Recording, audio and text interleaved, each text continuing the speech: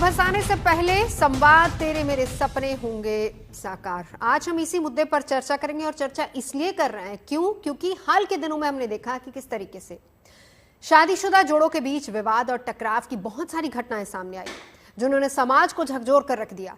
Newly married couples के बीच अनबन की कुछ घटनाओं ने ऐसा हिंसक रूप लिया कि पूरा सिस्टम हिल गया। ऐसी स्थितियां सामने ना आए और इसके लिए जरूरी है कि कपल्स के बीच संवाद और फिर उसके बाद हों सात फेरे। इस दिशा में राष्ट्रीय महिला आयोग ने एक नई शुरुआत की है। ये राष्ट्रीय महिला आयोग की तरफ से नई पहल है और ये जो पहल है इसका नाम दिया गया है तेरे मेरे सपने, जिसके तहत शादी से पहले युवक और युवती को गृहस्थ के मायने समझाए जाएंगे। घर बसाने से पहले उन्हें मानसिक तौर पर इस जिम्मेदारी के लिए ट्रेंड किया जाएगा। जिंदगी के अहम पड़ाव से पहले उन्हें नई भूमिका के लिए तैयार किया जाएगा। आज हम इसी मुद्दे से जुड़े तमाम पहलुओं पर चर्चा करेंगे। महिला आयोग की पहल क्या है उसको भी समझेंगे और इसमें क्या क्या एक्टिविटीज होंगी और कैसे बात करने से बात बनेगी, कैसे मंगलसूत्र से पहले संवाद सूत्र नई गृहस्थी का आधार बनेगा। इन तमाम पहलुओं पर हम आगे चर्चा करेंगे खास मेहमानों के साथ।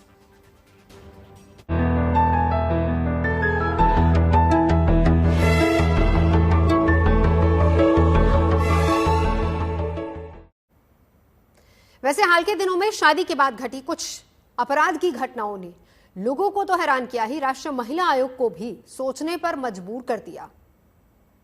इसीलिए महिला आयोग ने ऐसी घटनाओं को रोकने के लिए 10 राज्यों के 24 शहरों में शादी से पहले युवक और युवती संवाद केंद्र खोलने का फैसला किया, ताकि शादी के बाद होने वाली समस्याओं का मिलकर समाधान किया जा सके। मानसिक तौर पर किस तरीके से जोड़े को तैयार करना है वो भी इसका मकसद है।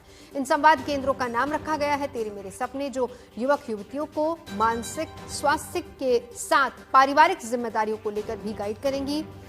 आयोग ये मानता है कि इस केंद्र के जरिए शादी टूटना, तलाक और घरेलू हिंसा जैसी समस्याओं की स्थिति को कम किया जा सकेगा।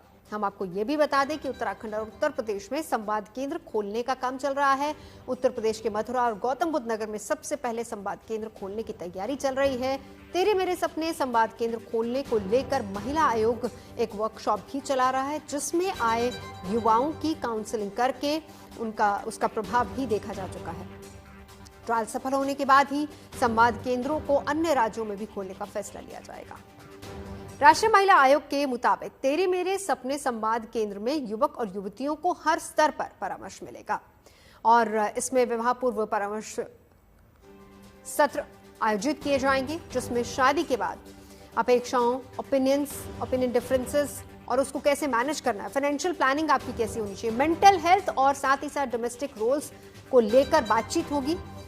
केंद्र में इंटरैक्टिव एक्टिविटीज होंगी और इसमें आपसी समझ को और भावनात्मक लगाव बढ़ाने के लिए मनोवैज्ञानिक टूल्स और एक्सरसाइज का भी सहारा लिया जाएगा।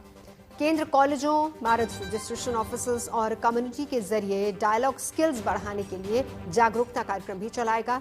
इंटरनेट, मीडिया और प्रचार के जरिए सहानुभूति, सम्मान और सहयोग जैसे मूल्यों को बढ़ावा दिया जाएगा। खास मेहमान हमारे साथ जुड़ चुके हैं, इसी पर चर्चा करेंगे। हमारे साथ हैं प्रियांश भार्गव, एक्टिविस्ट हैं सेव इंडिया फैमिली से और मेन राइट एक्टिविस्ट भी हैं। डॉक्टर निशा खन्ना, फैमिली काउंसलर हमारे साथ हैं। तायरा हसन, वुमेन राइट एक्टिविस्ट हमारे साथ हैं। आशुतोष श्रीवास्तव हमारे साथ हैं, एडवोकेट। तो सबसे पहले शुरुआत निशा जी आप ही से, क्योंकि आप काउंसलर भी हैं और ऐसे मामलों से निपटती भी हैं। सबसे पहले, क्योंकि पिछले दिनों जब ऐसी घटनाएं हुई तो आपके साथ यहीं पर इसी शो में संवाद के दौरान बातचीत हुई कि काउंसलिंग नहीं होती है। ये वुमेन आयोग की, महिला आयोग की जो पहल है, आप इसको कैसे देखते हैं? क्या ये वाकई जरूरी है या नहीं? इसका फायदा कितना होगा? देखिए, आई वुड से मैं अप्रिशिएट करूंगी ये महिला आयोग का ये स्टेप को कि प्री मैरिटल काउंसलिंग उन्होंने शुरू किया है। But I think so pre marital counselling पहले भी होती थी, बट इतना शायद हम पब्लिसाइज नहीं करते थे, इतना हाईलाइट नहीं करते थे। डेफिनेटली एक बहुत अच्छा और पॉजिटिव स्टेप है, बट मुझे लगता है इसका बेस मिसिंग है कहीं ना कहीं, क्योंकि हम जितने भी जनरेशन के बच्चे हैं या आजकल की जनरेशन है, बच्चों को जब इमोशंस के बारे में नहीं पता तो कम्युनिकेशन तो उसका सेकंड स्टेप आता है। अगर हम क्या फील करते हैं, अगर वो फील ही नहीं कर पा रहे हैं तो कम्युनिकेट क्या करेंगे। और कई बार बिना फील किए हम कम्युनिकेट कर देते हैं, हमें पता ही नहीं हम फील क्या कर रहे हैं। तो उसका भी असर हमारे बिहेवियर पर पड़ता है और हमारे रिश्तों पर पड़ता है। ऐसे बहुत सारे लोग हैं, क्योंकि मैं फीलिंग्स की बात इसलिए कर रही हूँ क्योंकि जब हम रिश्तों की बात करते हैं तो इमोशंस का जिक्र होता है, फीलिंग्स का जिक्र होता है। और कोई भी इंसान, जब हम कोई भी, जैसे भी हमने कई इंसिडेंट्स की बात की जिसमें मर्डर्स की बात की, हमने प्लानिंग की बात की, सुसाइडल्स की बात की है पिछले कई महीनों से और सालों से हम बात करते आ रहे हैं न्यूज चैनल्स के माध्यम से। तो वहां फीलिंग्स का रोल होता है, चाहे वो फीलिंग्स में एम्पैथी लैक हो, चाहे उन फीलिंग्स में सामने वाला अपनी ही फीलिंग्स को एड्रेस नहीं कर रहा, अपनी ही फीलिंग्स को एक्नॉलेज नहीं कर रहा। तो अगर फीलिंग्स ही एक्नॉलेज नहीं होंगी तो कम्युनिकेट करके भी क्या करेंगे। इट्स बिल्कुल। लाइक अगर कोई गाना गा रहा है और वो दिल से नहीं गा रहा तो फर्क आएगा। अगर कोई रिश्ते को चला रहा है और वो दिल से नहीं चला रहा ठीक रिश्ते है। को, तो वो रिश्ता कहाँ तक लंबा चलेगा। बिल्कुल। तो मुझे एक बार लग रहा है अगर इसमें इमोशंस की बात कर रहे हैं वो, और क्या बच्चों को अवेयरनेस लेवल में वो इमोशनल कोशेंट, यानी हाँ, कि हम क्या फील कर रहे हैं, अच्छा कर रहे हैं, बुरा कर रहे हैं, पसंद है नापसंद है, उन सब फीलिंग्स के बारे में यानी अगर हम इमोशनल बात कर कनेक्ट रहे हैं। होना जरूरी है। बिल्कुल। निशा जी लौटते एक बार ताहिरा जी, आप वुमेन राइट एक्टिविस्ट हैं, आप पहले आप ही से, फिर उसके बाद फिर आपके पास आऊंगी। इस पहल को आप किस तरीके से देखती हैं? नहीं, राष्ट्रीय महिला आयोग की ये जो इनिशिएटिव है, आई अप्रिशिएट दिस इनिशिएटिव कि ये इनिशिएटिव उन्होंने लिया। ये समय, it's a need of the hour कि इस तरह का इनिशिएटिव होना चाहिए, क्योंकि यहाँ पर जो प्री मैरिटल, उसमें जो हमारे यंग हैं लड़के लड़कियां हैं, वो बात करेंगे, वहाँ साइकोलॉजिस्ट भी होगा, काउंसलर भी होगा। उन्होंने कहा उनकी भी गाइडलाइन, उनको भी उनका गाइडेंस रहेगी, और वहाँ देखा जाएगा कि क्या मतलब लड़की देखेगी, मैं ये कहूंगी, और लड़का भी देखेगा कि क्या। देखिए, जिस परिवार से ये बच्चे आ रहे हैं, इमोशन की बात हो रही है अभी, इससे पहले कहा पैनलिस्ट ने, देखिए इमोशंस तो घर से आते हैं। अगर बेटा दिख रहा है कि मेरे पिताजी मेरी माता को मारते हैं, डोमेस्टिक वायलेंस होता है, उसके बाद वो खामोशी से सह लेती है और फिर पब्लिक में इसको शो नहीं करती मोस्ट ऑफ द टाइम, क्योंकि उनकी बेटी होती है, उसकी शादी का मसला होता है, तो वो क्या सीखेगा? वो तो यही सीखेगा ना कि पावर से औरत को कंट्रोल किया जा सकता है। तो जाहिर है वहां पर अगर गाइडेंस होगी और एक बातचीत होगी, लड़की भी खुले दिल से दिमाग से बात करेगी, क्योंकि अब बच्चियां पढ़ रही हैं, अपना काम कर रही हैं, तो जाहिर है उनका अपना एक गोल सेट है, उस गोल को अचीव करेंगी, ठीक है। वो ताहिरा जी, जॉब करेंगी। तो ताहिरा ये जी, बहुत आपका एक जरूरी बहुत है। लंबा एक्सपीरियंस है इस फील्ड में। एक सवाल और आपसे, कितने लोग जी, यहाँ पर जाएंगे? क्योंकि देखिए, एक समय था कि परिवार मिल लिया करते थे और बच्चों को मिलवाने की जरूरत नहीं थी। दूल्हा दुल्हन एक दूसरे को तब देखते थे जब शादी हो जाती थी। वो शादियां बहुत लंबी चलती थी। लेकिन आज की तारीख में क्या सिर्फ लड़का लड़की के मिलने से बात बन जाएगी, या परिवारों का मिलन जरूरी है? और अगर परिवार मिल जाते हैं पहले से ही, क्योंकि मोस्टली शादियां जो हैं, अगर आजकल हम देखें तो नॉन फैमिलीज में होती, तो जाहिर सी बात है वो तो एक दूसरे को जानते होते हैं। नहीं, देखिए, नॉन फैमिलीज में भी होती, तब भी इतना पता नहीं चलता है। लेकिन परिवार मिले, परिवार मिंगल करें, क्योंकि हमारे इंडिया में कहते हैं we are, I mean, living in the patriarchal society that is deep rooted. हाँ, तो यहाँ पर लड़की की शादी सिर्फ लड़के से नहीं होती है, हाँ, परिवार से होती है। बिल्कुल। जिस परिवार में लड़का पढ़ता बढ़ता आगे चलता है, वहां की सारी वैल्यूज वो इनहेरिट करता है। मैंने कहा ना, पिता कैसे रिएक्ट कर रहा है माँ के साथ, वो क्या उसको, उसकी डिग्निटी को असॉल्ट कर रहा है, नहीं कर रहा है, रिस्पेक्ट कर रहा है, उनके बीच में रिस्पेक्ट है, औरतों को रिस्पेक्ट दी जाती है, जेंडर इनइक्वालिटी नहीं है, वो तमाम चीजें देखिए उसमें आएंगी। तो वो लड़कियों के लिए, देखिए सभी लड़कियां लड़के तो नहीं जाएंगे इस प्री मैरिटल काउंसलिंग में, लेकिन जो जाएंगे मुझे लगता है उनको कुछ बेनिफिट इससे मिले, ऐसा हम सोचते हैं, अगर इसका सही तरीके से किया जाए। ठीक है, बेनिफिट होगा। प्रियांश, आपका क्या कहना है इसको लेकर? आपकी इस पर क्या राय है? देखिए, मैं सबसे पहले तो एक ये बात बोलना चाहूंगा कि मैरिज में सबसे बड़ा जो रिस्क है वो पुरुषों को या उनके साथ में उनकी फैमिली के लिए। तो बहुत जरूरी है ये समझना कि क्या रेड फ्लैग्स हैं मैरिज के अंदर, और उससे वो क्या चीजें प्रभावित करेंगे पूरे, केवल पुरुष को नहीं, उसके पूरे परिवार को। तो एक संस्थान जो कि मिनिस्ट्री ऑफ वुमेन चाइल्ड इस तरीके की पहल कर रहा है, और जो कि एक बायस्ड है, जो दिल्ली हाई कोर्ट से लेके कई बार उनको सचेत भी किया गया है कि आप इस तरीके की बायस अपनी चीजें बंद करें। और झूठे केसेस वगैरह में प्रोत्साहित ना करे। तो मुझे लगता है एक संस्थान बायस केवल कहाँ एक से ही लग रहा है, तरीके उस की, पर भी बात रखिएगा अपनी। और उसमें इसलिए बहुत जरूरी है कि एक बैलेंस अप्रोच हो।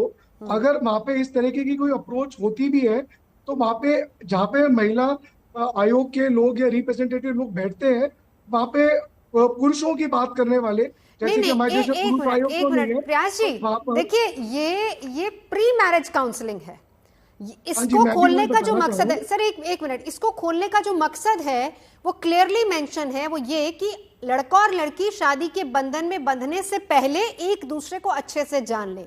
दोनों की काउंसलिंग होगी, दोनों से बातचीत होगी, दोनों को छूट दी जाएगी कि वो अपने विचार अपनी भावनाएं एक दूसरे के साथ शेयर कर सके, एक दूसरे को जान सके। इसमें हाँ जी, आपको कहां पर ऐसा लग रहा है कि बायस्ड है?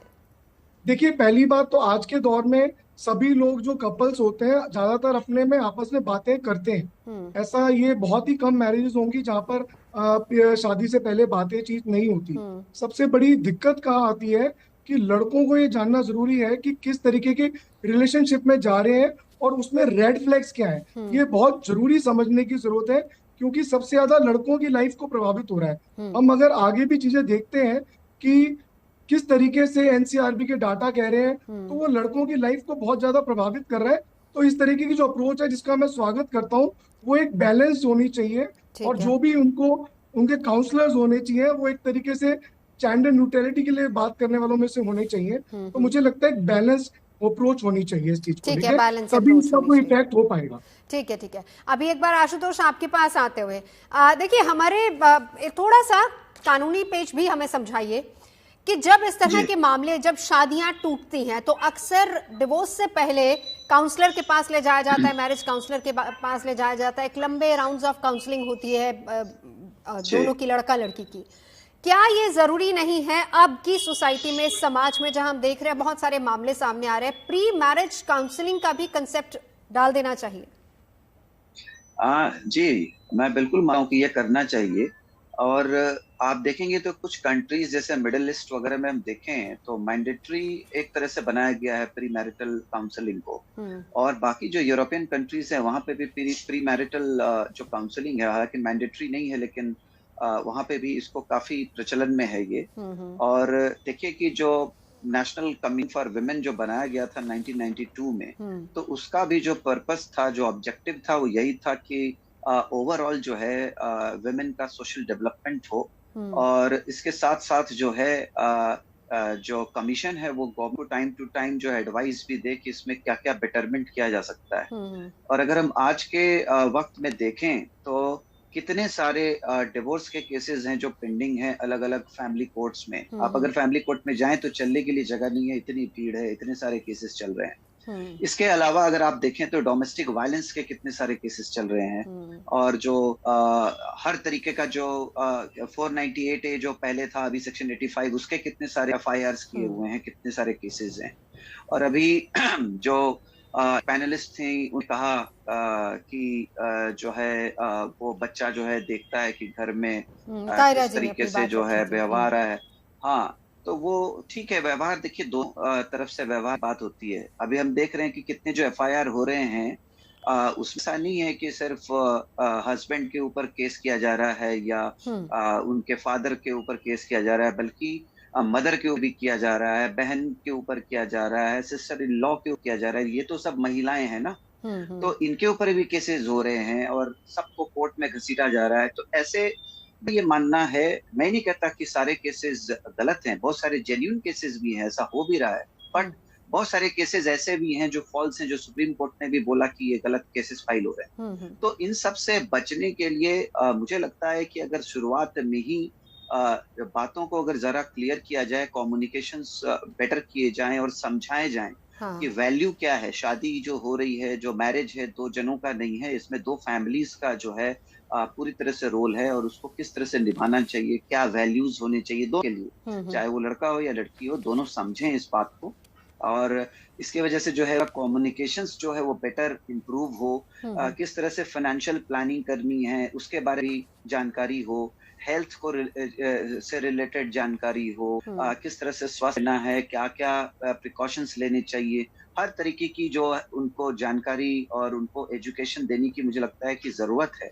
और ये पहल उठाने से मेरा अपना मानना है कि कुछ परसेंटेज जरूर कम होगा इस तरह के डिस्प्यूट्स में, एफआईआर्स में, केसेस में, डिवोर्सेस में कहीं ना कहीं जरूर कमी आएगी। ठीक है जी बिल्कुल। अब निशा जी आपके पास आते हुए, क्या केवल लड़का और लड़की का ही मिलना जरूरी है या फिर परिवारों का भी इसमें इन्वॉल्वमेंट उतना ही जरूरी हो जाता है?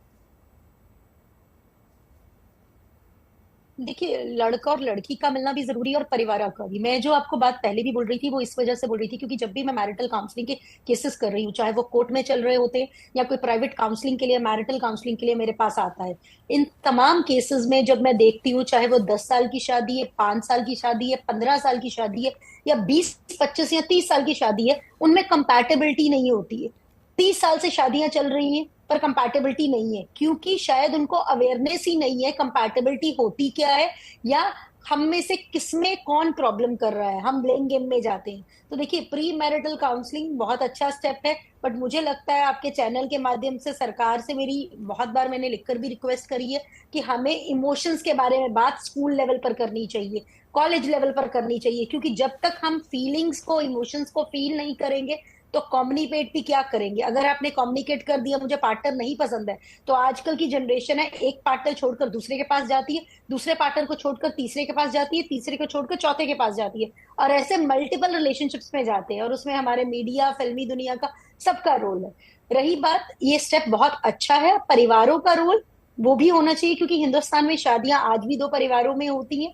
बट अल्टीमेटली अगर आप देखिए, परिवारों को भी इसलिए लाया जाता है क्योंकि कहीं ना कहीं ईगो बैटल जो है वो 2 लोगों के बीच में आ जाती है, पति और पत्नी के बीच में। और जब पति और पत्नी में रिलेशनशिप नहीं है तो परिवार तो निशाना बनेंगे ही। आप चाहे लव मैरिज देख लीजिए और अरेंज मैरिज देख लीजिए। मोस्टली आजकल तो जो नई जनरेशन आ गई है उसमें वो कोशिश भी करते हैं, अगर बच्चे रहे भी तो सेपरेट फ्लोर पर रहे, सेपरेट घर में रहे, ताकि उनके झगड़े नहीं हो। बट मुझे फिर भी लग रहा है कि हम रिलेशनशिप की बात कर रहे हैं, क्योंकि जब मैं रिलेशनशिप काउंसलिंग करती हूँ तो समझ में आता है इंडिविजुअल लेवल पर प्रॉब्लम है। जब इंडिविजुअल प्रॉब्लम्स को ही एड्रेस नहीं किया जाएगा तो रिलेशनशिप काउंसलिंग कैसे सक्सेसफुल हो। बिल्कुल। एक बार एक और चीज, जिन कुछ ऐसी घटनाएं जरा उनका भी जिक्र कर देते हैं, फिर उसके बाद आगे बढ़ेंगे। 4 जुलाई 2025 नागपुर की यह घटना थी जब दिशा रामटेकिया ने प्रेमी के साथ मिलकर दिव्यांग पति की जान ली।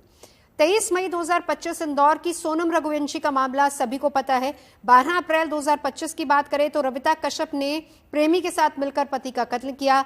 19 मार्च औरैया की घटना, प्रगति यादव ने प्रेमी के साथ मिलकर पति को मारा। मुस्कान रोहतगी, ये 3 मार्च मेरठ वाला मामला है जब प्रेमी के साथ मिलकर पति की जान ली। ताहिरा जी, अब आपके पास आते हुए, ये इस तरह की जो प्रवृत्ति, इस तरह की जो मानसिकता बढ़ रही है, कहीं ना कहीं महिला आयोग ने इन तमाम मुद्दों का संज्ञान लिया, इन तमाम घटनाओं का संज्ञान लिया और उसके बाद ही कहा कि प्री मैरिज काउंसलिंग बहुत जरूरी है। हम अभी तक कहते थे केवल डोमेस्टिक वायलेंस, लेकिन यहाँ पर देखिए इस तरह के केसेस लगातार बढ़ते जा रहे हैं, जहां प्रेमी के साथ मिलकर, चाहे वो शादी 1 हफ्ते की हो या फिर 10 साल की शादी हो। नहीं, देखिए ये हैंडफुल ऑफ द केसेस हैं। आप ये देखिए, एनसीआरबी का आंकड़ा देखिए, औरतों के साथ एट्रोसिटीज बहुत दिनों से हो रही है। अभी लॉ कॉलेज में कोलकाता में बच्ची के साथ एक ब्रूटल रेप हुआ है। हम ये नहीं कहेंगे इसके बाद बहुत से रेप हुए हैं, तो रोज रेप हो रहे हैं। तो क्या इसका मतलब है सारे जितने भी मर्द हैं सब रेपिस्ट? जनरलाइज नहीं किया जा सकता। हाँ, और औरतों को मार के कुकर में रख देते हैं, फ्रिज में रख देते हैं, तब हलचल नहीं होती है। ये भी गलत है। इसको एक क्रिमिनल की तरह देखिए कि उसने ये जो सब कुछ किया है, it is a criminal mind that has committed this crime. तो उसको उस तरह से ट्रीट करना चाहिए, ना कि 4, 5, 10 केसों से आप सारी औरतों को इसमें ले आएंगे। ये जो केसेस है ताहिरा जी, आप इन केसेस को किस नजरिए से देखती हैं? क्योंकि देखिए हाल फिलहाल में ना ये जो चेहरा एक स्त्री का, एक नारी का चेहरा इस तरीके से बदला है, फिर वो इमेज एक तरीके से बनती जाती है। क्यों ऐसी मानसिकता बदल रही है? क्या इसके पीछे कारण हो सकता है? नहीं, देखिए वो क्रिमिनल माइंडेड हो सकती है महिला। वहां पे जैसे सोनम के केस में मैंने काफी इस पे मैंने बोली भी थी कि वो मना कर सकती थी अपने पेरेंट्स को, नहीं मना किया। I mean she was a vocal young lady, तो उसने ऐसा क्यों किया? तो वो एक क्रिमिनल माइंड ही मैं उसमें उसके पीछे देखती हूँ कि ये पूरा उसकी साजिश दिमाग में बनी कि हम ऐसे ऐसे ऐसे करेंगे। तो ये तो क्रिमिनल केस है भाई, कोई क्या हो, इसमें परिवारों पुरुष का हो, प्रेशर भी महिला, आप देखती हैं कि एक लड़की पर परिवार का मैं प्रेशर हमेशा हो सकता कहती है, हूँ, वो ना कर पाए, उसके हमेशा बाद रिवेंज परिवार लेने के का लिए वही बात करे? जी जी जी, परिवार का प्रेशर होता है। डोमेस्टिक वायलेंस में क्या होता है, अगर लव मैरिज है तो जब लड़की करके चली जाती है तो घर वाले लड़की के कहते हैं मुझसे कोई मतलब नहीं है, फिर लड़की को वहां एडजस्ट करना पड़ता है, उसे सब एट्रोसिटी सहनी पड़ती है। वहां डोमेस्टिक वायलेंस होते होते फिर वो सुसाइड होता है या मर्डर हो जाता है बच्ची का। तो मुझे लगता है कि अब जैसे अभी बात हुई थी, लॉयर आपके कह रहे थे कि फैमिली कोर्ट, मैं भी जाती हूँ फैमिली कोर्ट में, जजेस भी कम है और हमारी महिलाएं जो हैं वो रात दिन चक्कर लगाती। देखिए ये तो वो महिलाएं हैं जो सेल्फ रिलायंस है, थोड़ा सा पढ़ी लिखी हैं। आपने देश की मार्जिनलाइज क्लास की महिलाओं के बारे में क्या कहेंगे? लोअर मिडिल क्लास क्या कहेंगे, जो फाइनेंशियली इंडिपेंडेंट नहीं है, जो पति पे ही डिपेंड है, वो बिल्कुल। मारपीट नहीं रही है पति को, हाँ, वो वहां सह रही है और रह रही ठीक है। तारा जी, एक मिनट, प्रयास इस पर कुछ कहना चाह रहे थे। हो जा रही है। प्रयास, आप इस पे हमारे कुछ बोलना चाह रहे थे? हमारे ये देश का बड़ा दुर्भाग्य है कि जैसे ही हम पुरुषों के ऊपर हो रहे अत्याचारों की बात करते हैं तो वहां पे उसको बात को मिट्टी डाल दी जाती है, उसको हमेशा डाइवर्ट करने की बात करी जाती है। हमारे देश में हर 4.5 मिनट में एक पुरुष आत्महत्या कर रहा है, हर 6.5 मिनट में एक विवाहित पुरुष आत्महत्या कर रहा है। और ये एनसीआर भी कहता है कि सबसे बड़ा इसका जो कारण है वो डोमेस्टिक इश्यूज है। उसके बाद में भी हम ये बात सुनते हैं कि चंद मामले आगे सामने तो हम उसको देख के हम ये बात नहीं करते हैं प्रयास, कि आप ये इतने कैसे कह लड़कों को सकते हैं मारा उसको जा रहा दबा दिया जाता है? इतने ये सारे मामले मैंने गिनवाए हैं, और महिला अभी जो आयोग ने वो जजेस तमाम मामले देखे, उसके बाद उन्होंने कहा कि इस तरह की काउंसलिंग होनी चाहिए। ऐसा नहीं है, ये मैं तमाम मामले आपको उठ रहे एक हैं और बात इसीलिए और इस तरह डालना की चाहूंगा। बात हो रही है। हमारी जो जो भी हेल्पलाइन है है वो उसपे क्रिमिनल हर माइंडेड। महीने 4 से 5 हजार कॉल्स आती हैं, हाँ, हर महीने। ठीक है। और इसके अंदर इतनी बड़ी संख्या है जहाँ पे लड़के डोमेस्टिक निशा जी, एक इश्यूज से मिनट। परेशान है, डोमेस्टिक वायलेंस से परेशान है, उनके साथ उत्पीड़न होता है, वो तो अपनी बात कहीं रख ही नहीं सकते। ना कोई सरकारी संस्थान है, ना कोई कानून है, तो आपके पास डाटा भी कहीं नहीं आ सकता, ना कहीं रिकॉर्ड हो सकता है। नहीं, पर अभी हमारे साथ एडवोकेट हैं आशुतोष जी, उन्होंने बताया ना कि कोर्ट ने भी इस पर संज्ञान लिया है कि जितने फॉल्स केसेस हैं वो नहीं होने चाहिए। कोर्ट ने अपनी तरफ से बात कही है। निशा जी, कुछ कहना चाह रही हैं? मुझे एक मिनट प्रयास, एक मिनट बस। निशा जी, आई थिंक सो हम ना टॉपिक से डाइवर्ट हो रहे हैं। पहली चीज, प्री मैरिटल काउंसलिंग मेल और फीमेल दोनों के लिए है, और जितने भी आप केसेस की बात कर रहे हैं इसमें मेंटल हेल्थ का रोल है। अगर एनसीडब्ल्यू ने ये डिसीजन लिया है तो एनसीडब्ल्यू को सोचना होगा, जो भी काउंसलर इनकी काउंसलिंग करेंगे, जो भी साइकोलॉजिस्ट इन्वॉल्व होंगे, उनको पता हो मेंटल हेल्थ कितनी इंपॉर्टेंट है। और एक लड़के और लड़के की अगर मेंटल हेल्थ स्टेबल नहीं है तो रिलेशनशिप कभी भी स्टेबल नहीं हो सकता। और जो भी आप बोलते हैं कि मेल टॉर्चर हो रहे हैं, फीमेल टॉर्चर हो रही है, तो कहीं ना कहीं सेकंड पार्टी अगर विक्टिम बन रहा है, कोई भी विक्टिम बन रहा है या कोई भी अगर टॉर्चर कर रहा है, तो उसमें मेंटल हेल्थ कंसर्न्स हैं। अगर हम उनको एड्रेस, कोई भी हो सकता है, उसको हम जेंडर न्यूट्रल बोले, मेंटल हेल्थ इश्यूज की वजह से ये जितने भी कत्ल हुए हैं, हम इग्नोर नहीं कर सकते कि इसमें रिलेशनशिप रीजन है। रिलेशनशिप इसमें कोई जिम्मेदार नहीं है, इसमें जिम्मेदार है हमारी मेंटल हेल्थ इश्यूज, जिसके बारे में हमारे इंडियन समाज में स्टिग्मा के साथ बात की जाती है। अगर आप कहिए कि मेंटल हेल्थ के लिए आपको डॉक्टर के पास जाना है, साइकोलॉजिस्ट से बात करनी है, डिटेल्ड में अपनी प्रॉब्लम के बारे में बताना है, तो कोई भी जाना नहीं चाहता। अगर बोलिए साइकेट्रिस्ट से मेडिसिन की जरूरत है, तो भी बोलेंगे कि हम कोई पागल थोड़ी है जो मेडिसिन लेंगे, आप हमें पागल करार देना चाहते हैं। तो ये हम लोग रेगुलर क्लिनिक में देखते हैं। तो मेरा रिक्वेस्ट है, अगर एनसीडब्ल्यू ये स्टेप ले रहा है या government of India, please mental health पर ज्यादा फोकस करे, ताकि ऐसे प्रॉब्लम्स जो भी हाईलाइट हुए हैं वो ना हो पाए। ठीक है आशुतोष जी। जी, मेरा ये मानना है कि एनसीडब्ल्यू को, जैसे अभी सबने बोला कि जो वायलेंस है या डोमेस्टिक वायलेंस है वो किसी जेंडर का हो सकता है, ये बहुत ही करेक्ट बात है। और मुझे लगता है इसी वजह से लॉज हैं वो जेंडर न्यूट्रल लॉज बनाने की जरूरत है, क्योंकि जो डोमेस्टिक वायलेंस एक्ट है वो सीधा वन साइडेड एक्ट है, सिर्फ विमेन के लिए, सिर्फ वो करके केस फाइल कर सकती, बट मिल के तरफ से कुछ भी फाइल नहीं किया जा सकता। और इसका प्रॉब्लम क्या है कि इसमें सबसे विमेन खुद सफर कर रही है, क्योंकि ये है कि जो केस फाइल होते हैं उसमें सब मतलब हस्बैंड के साथ साथ जो है मदर को पार्टी बनाया जाता है, सिस्टर्स को बनाया जाता है, जो मैंने पहले बताया, सिस्टर इन लॉ को, जिनका कोई रोल, जो वहां रहते भी नहीं है, कभी आए नहीं है, उस कंट्री में भी नहीं रहते हैं, कहीं बाहर देश में रहते हैं, उसके बावजूद उनके नाम आते हैं।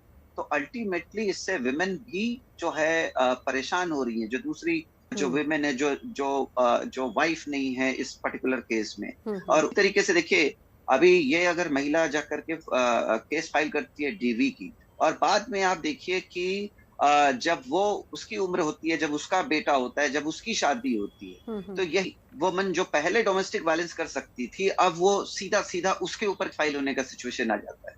तो हमारा लॉ है वो सिर्फ जब एक यंग लेडी जब शादी होकर के है, तो सिर्फ उसको प्रोटेक्ट करने के लिए है। लेकिन जो एल्डरली वुमेन, जब उसका जब ज्यादा हो जाता है, जब वो मदर इन लॉ बनती है, तो वो सीधा सीधा उस पर केस फाइल होने लग जाता है। तो मेरा ये क्या है कि आप इसको जेंडर न्यूट्रल बनाने की जरूरत है। जहां पे महिला मर्डर भी जब कर रही है, अब यहाँ तक मामला आ गया है, तो ये मान लेना कि वो डोमेस्टिक वायलेंस नहीं करेंगे, लेकिन उसके साथ साथ आशुतोष जी, इस बात पर भी फोकस करना होगा कि ये आपकी मेंटल हेल्थ का भी मामला है। ताहिरा जी, अब आपके पास आते हुए आप अपनी बात रख लीजिए।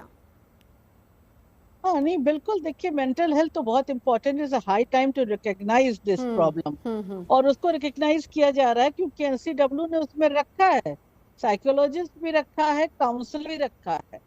इसीलिए रखा है कि उनका देखा जाए कि क्या वो मेंटल हेल्थ उनकी किस स्टेट पे है, वो क्या रह सकते हैं इस तरह से, इमोशनली वो एक्सेप्ट कर सकते हैं चीजों को कि नहीं। वो बिल्कुल, एक होता है ना कि लोग बहुत जल्दी, वो कहते बहुत ही जल्दी गुस्सा कर रहे हैं, लोग कहते हैं, वो ऐसा नहीं है, वो मेंटल हेल्थ की प्रॉब्लम है। वो गुस्से में कोई भी स्टेप उठा सकते हैं ऐसे लोग, उसमें कोई ये नहीं है कि पति या पत्नी कौन है। लेकिन ज्यादातर देखिए, मैं फिर कहूंगी कि फेक केसेस जो फाइल हो रहे हैं उनके बहुत ही गलत है ये, इसके कॉन्सिक्वेंसेस भी काफी डेंजरस है। लेकिन इसका course, law will take its course, और कोर्ट उसको देख के उसका रिड्रेसल करता है। आप सोनम के केस में देखिए कहां से कहां सब सारे इन्वेस्टिगेशन हुए कि नहीं हुए। लेकिन यहाँ महिलाओं के साथ रोज केस होते हैं जो एफआईआर दर्ज नहीं होती है। रिमोट एरियाज में महिलाएं हमारी पीटी जाती हैं, मारी जाती हैं, निकाल दी जाती हैं, कितनी इस काबिल नहीं होती कि अपने बच्चों को कहीं ले जाएं, रखें, पढ़ाएं, कहाँ रहें, दे बिकम अ डिस्टिट्यूट। तो उनके बारे में सोचने की जरूरत है। इसको डाइल्यूट नहीं किया जा सकता है कि महिला इशू को आप डाइल्यूट, और महिलाओं ने जितने कानून पाए हैं ना, ये बड़े स्ट्रगल के पास पाए हैं, ऐसे नहीं पा लिया है।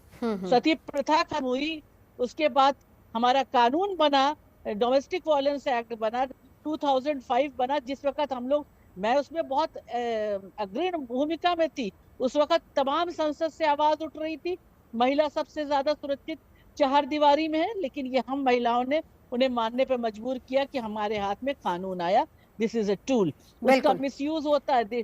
मैं पूछना चाहती हूँ कि क्या this is the only law that is misuse? महिलाओं का ही लॉ मिसयूज होता है क्या? नहीं, अभी क्योंकि महिलाओं की बात कर रहे हैं ना, इसीलिए इसी को लेकर चर्चा करें। उस पर बात करेंगे तो फिर दूसरे लॉज की बात करेंगे। एक बार निशा जी आपके पास आते हुए, यहाँ पर आपने मेंटल हेल्थ की बात कही। मेरा सवाल ये है कि जब प्री मैरिटल काउंसिल होगी, एक लड़का और लड़की की जो भी एज रहे, अब फर्ज कीजिए, हम एक एग्जांपल के तौर पर ले लेते हैं, 25, 26, 27, 28, ऐसी कोई भी एज हो सकती है। उसके बाद जब वो दोनों रहने लग जाते हैं, तब के हालात, माहौल क्या होता है, सिचुएशन कैसी होती है? क्या एक बार काउंसलिंग कर देने से मेंटल हेल्थ सही हो जाएगी? ये भी तो हो सकता है कि उसके बाद चीजें और ज्यादा बिगड़े, या फिर बाद में कुछ इस तरह के इश्यूज आए। मुझे काउंसलिंग करते 23 इयर्स हो गए हैं, और मैं मैरिटल डिस्प्यूट्स की ही काउंसलिंग करती हूँ, चाहे वो प्री मैरिटल हो या पोस्ट मैरिटल हो। और ऐसे मैंने केसेस में बहुत बार देखा है, आप एक काउंसलिंग से सिर्फ आइडेंटिफाई करने की कोशिश कर सकते हैं उनके बीच के इश्यूज क्या है, और अगर वो इश्यूज को आपने एड्रेस कर दिया और उसके बाद क्या वो उनपे काम करना चाहते हैं, ये एक अलग प्रोसेस है। अगर मैंने किसी को बता दिया उसे कैंसर है, और क्या वो उस कैंसर की बीमारी का इलाज करना चाहते हैं, क्योंकि मैंने कहा कि हमारे देश में स्टिग्मा एक बहुत बड़ी चीज है। अगर आप किसी को जाकर ये बोल दें कि आपको मेंटल हेल्थ से रिलेटेड प्रॉब्लम है, आपको बाइपोलर है, आपको बॉर्डर लाइन लग रहा है, स्किजोफ्रेनिया के सिम्टम्स लग रहे हैं, पैरानोइया के सिम्टम्स लग रहे हैं, तो आने वाला हर इंसान आपको मेरे क्लिनिक में अगर बोला जाए, क्योंकि मैं डायग्नोस नहीं करती, मैं सिम्टम्स बताती हूँ, और इसके लिए आपको इस पर्टिकुलर पर्सन के जाकर टेस्टिंग कराना होगा। तो जब उन्हें गाइडेंस भी दी जाती है तो उनका रिएक्शन बहुत बैड होता है। आप कैसे कह सकती हैं कि मैं एक पर्टिकुलर कंपनी चला रहा हूँ या मैं इतने सालों से काम कर रही हूँ और मुझे ये प्रॉब्लम हो सकती है? आप वो मतलब डिनायल में रहते हैं। तो मेरा ये कहना है कि जितने भी क्वालिफाइड काउंसलर्स या साइकोलॉजिस्ट होंगे, क्या उनको इनके सिम्टम्स डिफाइन करना आता है, देखना आता है कितनी बारीकी से? क्योंकि काउंसलिंग के दौरान बहुत सारे कपल्स झूठ बोलते हैं। सच बोलना, अगर मैं पहले ही सेशन से मैं किसी पेशेंट से पूछती हूँ कि आप ड्रिंक करते हैं, आपके साथ कभी मॉलेस्टेशन हुआ था, चाइल्ड अब्यूज हुआ था, किसी ने आपका बुलिंग किया, वो सही बात शायद 10वें या 15वें सेशन में निकल कर आती है। क्योंकि वो कंफर्ट जब तक नहीं होता, वो पहले बिल्कुल डिनायल कर देते हैं कि मेरे साथ ऐसा कभी हुआ नहीं। चाहे वो एक ओवर प्रोटेक्टिव मदर हो, चाहे वो एक हस्बैंड वाइफ का रिलेशनशिप हो जिसमें हस्बैंड अवॉइड कर रहा है वाइफ के साथ रिलेशनशिप बनाने को, या हस्बैंड जो है वाइफ के ऊपर हैंड रेज कर रहा है, वाइस वर्सा। एक लेडी भी अगर हस्बैंड के ऊपर हैंड रेज कर रही है तो क्या वो विक्टिम है अब्यूज की? क्या वो उसने कभी बचपन में किसी के साथ अब्यूज सहा है? तो ये एक नहीं, बहुत मल्टीपल लेयर्स होती है, बहुत सुपरफिशियल लेवल पर काम होता है। 1 घंटे में कभी भी किसी इंसान की हिस्ट्री को उसको गाइडेंस नहीं दिया जा सकता। बहुत स्पेसिफिक है, आपको अपनी प्रॉब्लम्स पता है और लैक ऑफ क्लैरिटी नहीं है, आप बहुत अवेयर हो अपने बारे में। ठीक है, तब यानी 2 या 3 सेशंस में सोसाइटी और परिवार को काम करना होगा। जिस बात से हमने शुरुआत की थी, ताहिरा जी ने जब ये बात बोली थी कि परिवार का माहौल कैसा है, ये बहुत हद तक एक बच्चे, चाहे वो लड़का हो या लड़की हो, उसके मन पर असर डालता है और उसको उस हिसाब से उसकी अगर अपब्रिंगिंग होगी तो वो रिजल्ट वैसा आएगा। प्रयास, आपके पास आते हुए, मेंटल हेल्थ एक बड़ा इशू मानते हैं आप? मैं यहाँ पर किसी पुरुष या महिला की बात नहीं कर रही हूँ, मैं दोनों की बात कर रही हूँ, परिवार की बात हो रही है यहाँ पर। मैं सिर्फ एक इसमें बात सोचना चाहता हूँ, बता के रखना चाहता हूँ कि जैसी क्राइम बाय वुमेन की बात होती है, हम मेंटल इश्यूज पे बात करने लगते हैं कि जो क्राइम बढ़ रहा है वो उसकी वजह से मेंटल इश्यूज हैं। और जो बाकी जब कोई अगर क्राइम बाय मैन होता है, अगर वो पुरुष कोई गलत अपराध करता है, तब ये बात नहीं रखी जाती कि उसके मेंटल इश्यूज क्या थे। तो जो क्राइम बाय एक तरीके से जो अपराध महिलाएं कर रही हैं, उस पर एक मिट्टी डालने का ये काम करा जा रहा है। हमारे जुडिशरी भी जब इनके कोई अपराधी महिला जब कोर्ट में जाती है तो वहां पर ये कह के छोड़ दिया जाता है कि ये महिला है, इसको छोड़ दिया जाता है, उसकी सजा कम कर दी जाती है। नहीं, ऐसा नहीं है, ऐसा तो बिल्कुल नहीं है। आशुतोष जी हमारे साथ बैठे हैं। प्रयास, देखिए, आप मेन राइट एक्टिविस्ट हैं, यहाँ वो बन के अपनी उसी भूमिका में नहीं रखिए। हम एक नॉर्मल मुद्दे पर डिस्कशन कर रहे हैं, हम एक नॉर्मल मुद्दे पर डिस्कशन कर रहे हैं ना। इसमें हर कोई, मैंने तो सवाल आपसे पूछा कि उसमें मेल फीमेल दोनों हो सकता है। अब आप मेन राइट एक्टिविस्ट है, जरूरी नहीं है कि आपको यहाँ वही बोलना है जो सही है, जो एक्चुअली समाज को तस्वीर दिखाने की जरूरत है। आप लोगों के जरिए आप उस पर बात रखिए। ठीक है, अब निशा जी बताइए।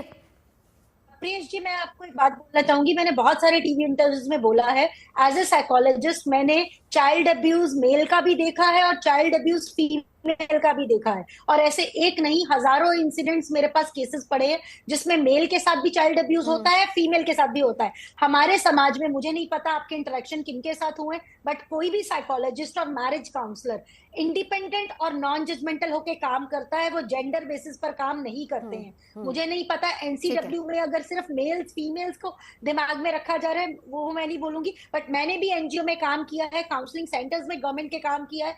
वहां पर भी हमें एनजीओ में यही परमिशन थी, मेल और फीमेल के दोनों के केसेस आप सुनेंगे और दोनों को न्यूट्रल बेसिस पर आप गाइड करेंगे। तो साइकोलॉजिस्ट के लिए और मैरिज काउंसलर के लिए जेंडर बाइज्ड होना पॉसिबल नहीं है। ठीक है, वो यहाँ भी हम यही बात कर रहे हैं, हम यहाँ भी यही बात कर रहे हैं। सर, मैं लौटूंगी प्रयास जी एक बार, आशुतोष जी कुछ कहना चाह रहे थे। देखिए, जहां तक चाइल्ड अब्यूज की बात हुई तो मैं बार बार ये बोल रहा हूँ कि जेंडर न्यूट्रल होने की जरूरत है। अब जैसे अभी हमने देखा कि मुंबई में एक लेडी टीचर को अरेस्ट किया गया, उसने एक लड़के का मोलेस्टेशन किया था और ये मामला हमने देखा कि एफआईआर रजिस्टर हुआ, अरेस्ट भी किया गया। मैं ये नहीं कहता कि कानून अपना काम नहीं करता है, वो तो क्या है, वो होता है, सब कुछ अपना है। और अभी देखिए, अगर पॉक्सो अगर जेंडर न्यूट्रल नहीं होता तो क्या अरेस्ट किया जा सकता था? नहीं अरेस्ट किया जा सकता था, क्योंकि दिल्ली हाई कोर्ट ने क्लैरिफाई किया कि नहीं, अगर कोई बच्चा है या बच्ची है लड़का है या लड़की है, 18 साल से कम उम्र है, उसके साथ कोई भी असॉल्ट हो, सेक्सुअल असॉल्ट होता है, पनिशेबल ऑफेंस है, चाहे वो कोई मेल करे या फीमेल करे, दोनों के लिए इक्वल प्रोविजन उसमें बनाया गया है, तभी जाकर के ये एफआईआर रजिस्टर सका। तो मेरा कहना है कि आपको अगर इक्वालिटी लानी है तो सबसे पहले लॉ को इक्वल बनाना पड़ेगा दोनों के लिए, चाहे वो डोमेस्टिक वायलेंस हो या कोई और हो, चाहे वो एलिमनी हो। और मुझे तो मेरा मानना है कि एक प्री नैप्चुरल एग्रीमेंट का जो कॉन्सेप्ट है बाहर में, वो अब इंडिया में लाने की जरूरत है कि आप शादी के पहले ही सारी चीजें तय कर लीजिए कि आगे फैशंस क्या होंगे, प्रॉपर्टीज क्या होगा, इनकम का कैसे डिस्ट्रीब्यूशन होगा, बच्चे का कस्टडी का क्या होगा। अगर ये पहले से हैं अग्रीमेंट के तहत, तो मुझे लगता है कि 60-70% केसेस डिस्प्यूट्स के जो आते हैं वो वैसे भी हो जाएंगे। ठीक है। और दोनों पार्टी वैल्यू करेगी मैरिज के लिए। अभी एलिमनी देख लीजिए, आप कोई भी अगर जॉब करता है, कोई गवर्नमेंट डिपार्टमेंट में 10 साल या 8 साल जॉब करता है, तो उसका एक पेंशन होता है।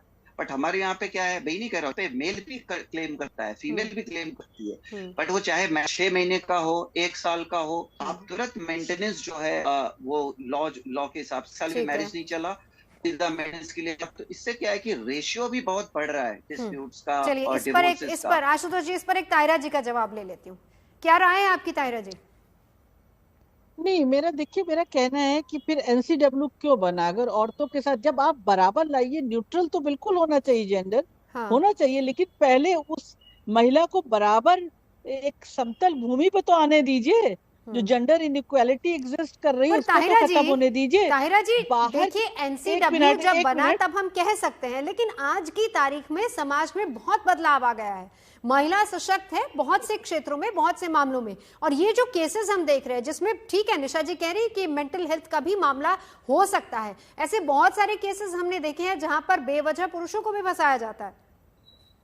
नहीं, बिल्कुल, देखिए मैंने कहा कुछ फेक केसेस फाइल हो रहे हैं, ऐसा नहीं है, लेकिन देखिए जो बाहर की कंट्रीज में तो पहले शादी से पहले डिसाइड होता है कि डिवोर्स होगा तो ये इनका है, ये मेरा है।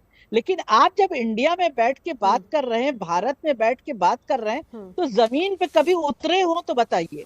उतरे हैं अगर आप वहां पे देखा है या केसेस आपके पास आए हैं, तो आप ये बताइए कि रिमोट एरिया में हमारी महिलाएं कहाँ लिखवाने जाएंगी? वो तो एफआईआर दर्ज कराने पुलिस के थाने की सीढ़ी पे नहीं चढ़ पाती हैं। आपको पता है एफआईआर दर्ज नहीं होती है, जो डेटा आते हैं उसमें महिलाओं की एफआईआर दर्ज नहीं है पूरी। पहले उनका सिनेरियो देखिए कि किस सिनेरियो में वो जी रही हैं। पहले उनको एक समतल भूमि पे आने दीजिए, बराबरी से खड़े होने दीजिए, उसके बाद आप कहिए कि हाँ दोनों बराबर हैं। जहाँ पे हो रहा है, शहरों में हो रहा है, जो महिलाएं सेल्फ रिलायंस है, फाइनेंशियली इंडिपेंडेंट है, आप कह सकते हैं, वहाँ जो कर रही है दूसरी महिलाओं को भी फंसा रही हूँ, मैं मान रही हूँ ये सब बातें, तो वहां पर वो केस अलग है, उनको क्रिमिनल की तरह ट्रीट किया जाएगा। आशुतोष जी बताइए, मर्डर कर रही है पति क्या कहना चाह रहे हैं आशुतोष जी? मैं चाहती हूँ आपके पास ये ऐसे थोड़ी कि उनको ठीक है तायरा जी 1 मिनट आशुतोष जवाब रख दे उस पे।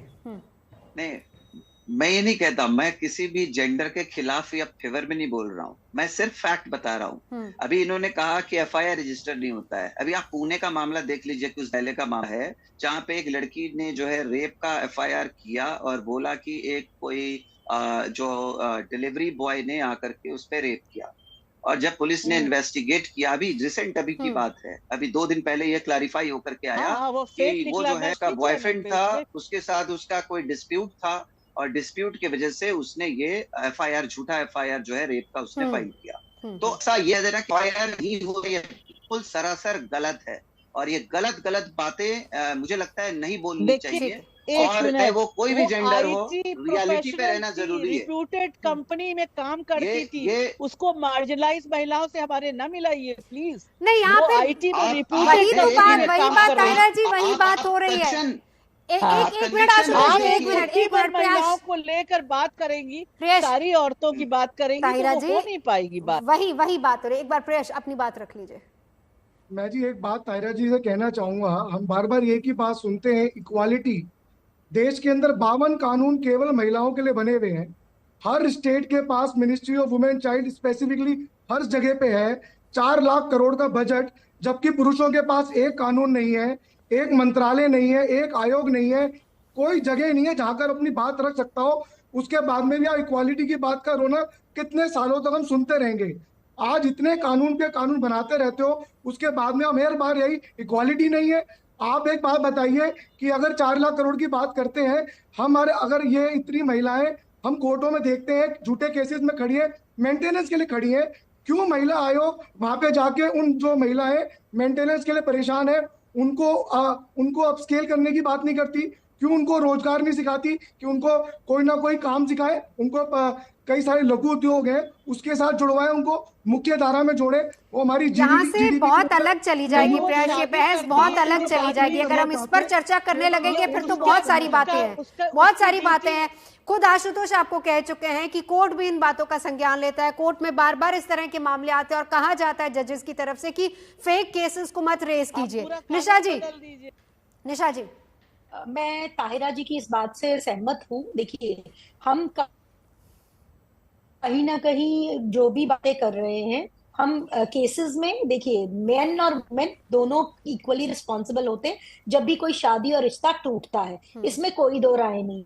बट जो भी आपने स्पेसिफिक केसेस का जिक्र किया था, इन केसेस में भी कहीं ना कहीं जो रेड फ्लैग्स थे, जो मुझे लग रहा है प्री कैरिटल काउंसलिंग में काम आएंगे, कि रेड फ्लैग्स, आपका रिलेशनशिप टॉक्सिक है कि नहीं है, आप अपने पार्टनर के साथ कंफर्टेबल हो।